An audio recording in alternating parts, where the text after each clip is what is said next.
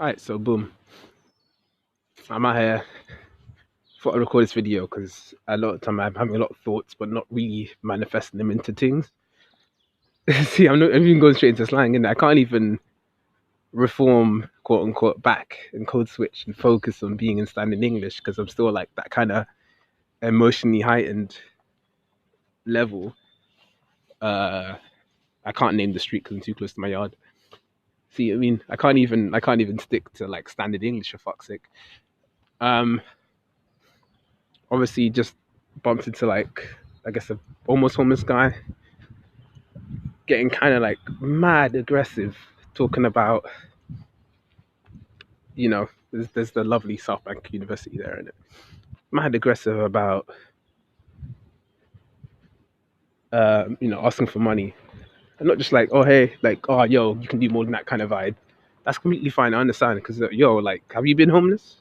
Have you been homeless? Like, you're watching this video. Have you been homeless? Have you seen the level of desperation? I've only come maybe 7 or 8 steps close to that. The closest I've come is when I was like quote unquote homeless in Canterbury, and the movements you want to pull just to get secure room, but that's different compared to what real life is like,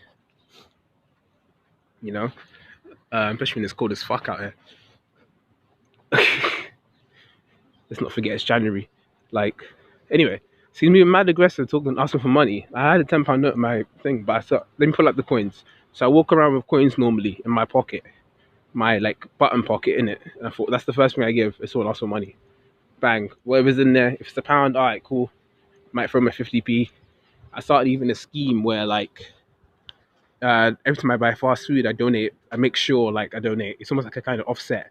It's like carbon offsetting, but for fat, and like that's the first thing I give quickly when I'm just trying to walk. When I'm at work, I work outside, so I want to just like pump, get to the station, and then if not, if they're really like angsty, I'm like, okay, let me have a look. My wallet, there's some coins in it. So I was like, yo, I'll give him a look. So he gets getting aggressive and stuff. Like, and of course, because this is London and we're talking about poverty line, you got to bring discussion about race and stuff. Like, I grew up with black people. Like, everyone has to mention, like, oh, I noticed you're black, by the way. That's always a thing. Like, these edgy man, no matter what, it's always a thing. Like, whether they're black, brown, whatever. And then there's such an intersection of social issues there, like of identity and how we see other people, but also what world are you in when you're in that homeless world compared to quote unquote average person? I mean, average person who is housed and has the ability to be in the modern world exposed to different things and be seeing critiques of themselves as the person. Like me being like black male looking at like portraits of misogynoir, I get to see that. He doesn't get to see that, you know. And I think the first thing I saw, so like keeps getting mad aggressive, and it's funny enough, right? By coincidence, I was like near Waterloo, and then the police truck came. It's not like I called them, but he got really weird. He turned around and clocked and was like, oh, like you looking at the police and stuff like that. And I was like, oh, bless then. I can't lose this. But so obviously I'm trying to like de-escalate the thing and everything, but at this point I'm seeing the police. I'm like, oh, I can't lose this then. If he gets aggressive and actually like tries to get physical, it's GG.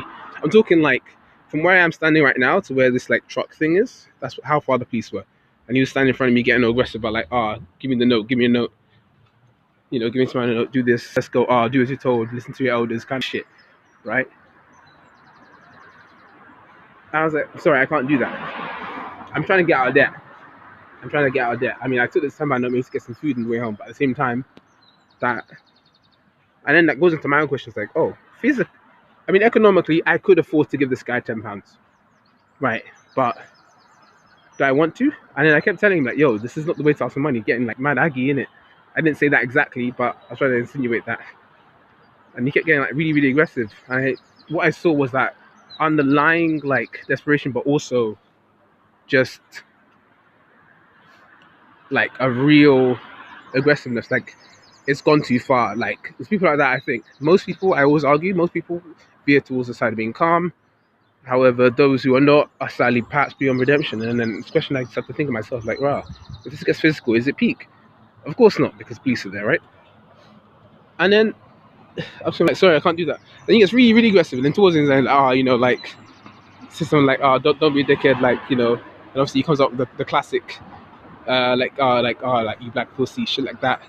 So I'm thinking, oh, now this shit, that's why I raised my voice. My earphones were still on, my Bluetooth earphones. I bought them for £11, by the way. Stop spending money on shit you don't need. You know, you don't need AirPods for more than £80. Anyway, that's different. But like, my AirPods are still on anyway. The video that I was watching, Expression Ooze, his Tottenham commentaries and stuff like that, I already like fully ran out. But that's when I raised my voice. Obviously, the other police officer came like back out of the shop after buying like a Whisper chocolate bar and shit like that. I'm not gonna snitch.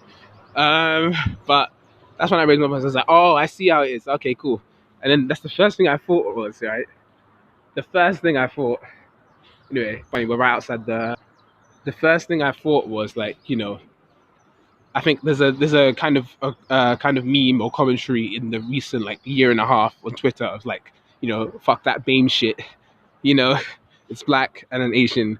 I know, think because he was an Asian man. He looked, and I can't tell you where his family is from, but maybe Bangladeshi fools. I'm not, yeah. But even saying that speculation without any real insight from himself is right. I mean, I'm not going to go deep into that, but fuck that BAME shit is the reaction that came to me. But also like, you try and help people, you reach out to them, and then you're not doing enough. And then it's the whole thing of charity in that sense of, because I'll do it, I'll give money to homeless people, is whimsical. And I realized whimsical charity is not enough. Whimsical charity should not be the foundation, but the support, the additional, the auxiliary to true systematic approaches of at what point was this man failed. If he's telling me he was young, like homeless at 16, like where was he failed? Was it in childhood and all that shit? Obviously, once again, I have to make it very clear that these are not outlines of excuses; these outlines of explanations, and thus create a sense of responsibility of what could we do next time, to make sure we don't have another situation like this in 2030 where young black male who just about is trying to get out of the bubble of mild poverty um encounters aging vaguely homeless Asian man, and it turns into like a spout of anger and racial abuse, even in front of the police officers, and he just gets aggy as fuck. Like there's so many problems at hand that haven't been dealt with. But I always have to say that the world ends with you, innit? And in that sense, like